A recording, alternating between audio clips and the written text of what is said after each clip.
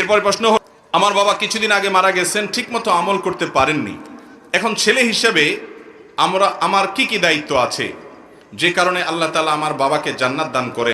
ভাইরা, আপনি নিজে নেককার হন, আপনার বাবার কবরে আল্লাহ তাআলা জান্নাতের সাথে কানেকশন করে দেয়। এটা যদি চান তাহলে আপনার নিজেকে নেককার হতে হবে, ভালো হতে হবে। কারণ নবী আলাইহিস সালাম বলেছেন, মানুষের মৃত্যুর পর তার সমস্ত আমলের দুয়ার বন্ধ হয়, সে আর আমল করতে পারে না। তবে তিনটা আমলের ধারা এর সওয়াব তার আমলনামায় যেতে থাকে এবং মৃত ব্যক্তি উপকৃত হতে থাকে।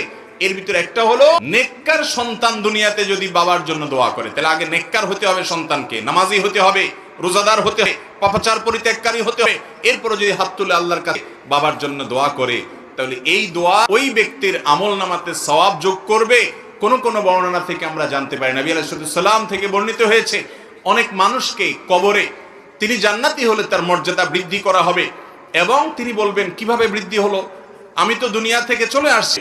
তখন বলা হবে, তোমার সন্তান দুনিয়াতে যে নেককার রেখে আসছো, সে যে নেক আমল করেছে, তোমার জন্য দোয়া করেছে, ওই জন্য আল্লাহ তাআলা তোমার মর্যাদা বৃদ্ধি করেছে। এই জন্য বাবা মার কবরে আল্লাহ তাআলা সুখ শান্তি দেখ, আল্লাহ তাআলা তাদের রূহকে শান্তিতে রাখুন, আল্লাহ তাআলা তাদের উপরে শান্তি বর্ষণ করুন, জান্নাতি করুন। এটা যদি চান, নামাজ পড়েন, হক হালালে চলেন, হারাম থেকে বেঁচে চলেন এবং ইস্তিগফার করেন, কোরআন তেলাওয়াত করেন, ইসলামের উপরে পরিপূর্ণ জীবন যাপন করেন, পাশাপাশি মা বাবার জন্য দোয়া করেন, এর চাইতে উপকারী আর কিছু হতে পারে না। এই কাজটা সবচেয়ে বেশি করবেন ইনশাআল্লাহ।